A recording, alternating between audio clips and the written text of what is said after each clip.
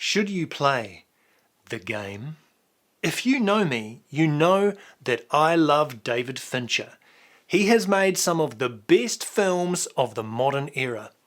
His third film, The Game, released in 1997, is one of his best. So what makes this film so great? Let me be clear about this. I can't spoil this film. If I did, it would completely ruin it for you, because this is a thriller. In fact, it's part of the awesome package deal that we got in the 1990s when movie studios were producing exciting thrillers by the dozen. That was back in the days when movie studios had balls and didn't mind producing something that didn't involve spandex suits and superpowers. The movies were better in those days because studios were willing to take a risk, and those risks paid off in some amazing stories.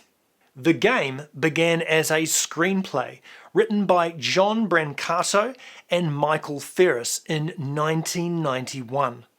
Like most screenplays, it took a number of years before it came to fruition.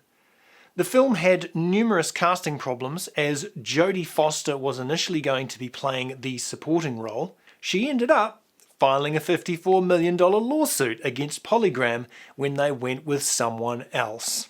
Ultimately, they chose Deborah Kara Unger to play the role of Christine. A good choice, in my opinion. I like to see lesser-known actors being given a chance. And it kinda makes me sick when you have a few actors who seem to steal all the good roles, even if they're not suited to the character. Anywho, Michael Douglas was cast as the lead, and he is absolutely brilliant at playing this kind of super wealthy douchebag businessman. It's his bag, baby. Sean Penn also did a good job as playing Douglas's younger brother, Conrad Van Orton. There is also an outstanding performance from James Rebhorn. So, the dilemma. How much can I get away with saying about this film without spoiling it? Let's take a stab.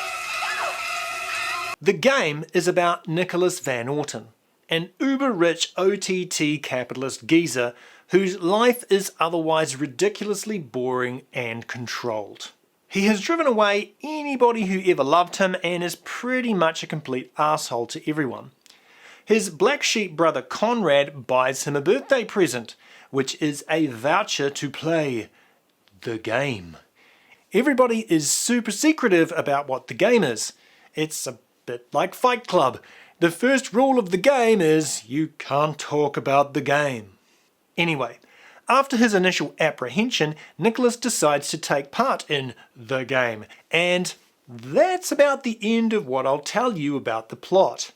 This is an emotionally charged, brain-tingling mind-bender of a story which causes Nicholas to challenge everything that he holds dear about his life. It's a rare thing indeed to find a film that can have you twisted in knots this much. Fincher's precision in this film is immaculate.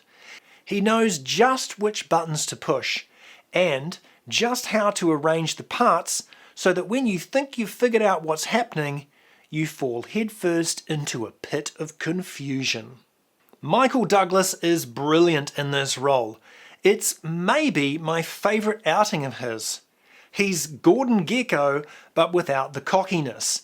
He's a more believable character, despite being a total jerk. There is a depth of weakness and vulnerability in his character that lies underneath the veneer of a man in control. And the story takes him way out of his comfort zone. Forget about control when you're just fighting to survive. In fact, Fincher said that this film is about loss of control. To quote him, "The purpose of the game is to take your greatest fear, put it this close to your face and say, 'There, you're still alive. It's all right.'"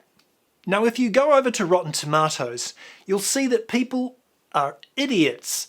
The film has an approval rating of 76%. That's probably because 34% of the people who watched it were morons.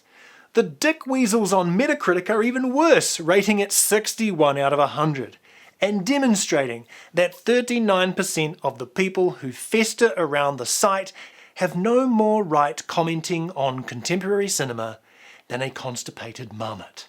And if you believe my interpretation of those statistics, then you really need a course in maths. The thing that I didn't really like about this film is the achromatic piano playing, which can tend to get on your nerves at times. However, it is an extended motif that aptly represents the confusion and disorientation of the film. Even though Fincher has acknowledged that he thought it was a mistake to work on The Game, he is way too much of a perfectionist for his own good. Fincher has made numerous brilliant films and then later on admitted dismay at creating them. This is a clear sign of self-hobbling perfectionism. Fincher just can't seem to bring himself to appreciate his own work. Does the film have plot holes? Sure, most films do, but they're escapism. And if you're willing to become part of the conspiracy of movie watching, you can forgive a few logical faux pas along the way. The Game is a psychological trip through Dante's Inferno. It is a journey into the exploration of what we hold dear. Are the things that we grip so tightly really that important? And how much can we really control? We have what many have referred to as the illusion of control. In many ways, our lives are like mastless ships adrift upon an open ocean, the water lapping upon the shores of our belief. The things we believe are so often corrupted and veiled in a pious conviction to hold our dogmas sacred. We cling to misrepresented opinions and arcane philosophies, and in many instances recycle the old and represent it as some new glorious doctrine to be upheld.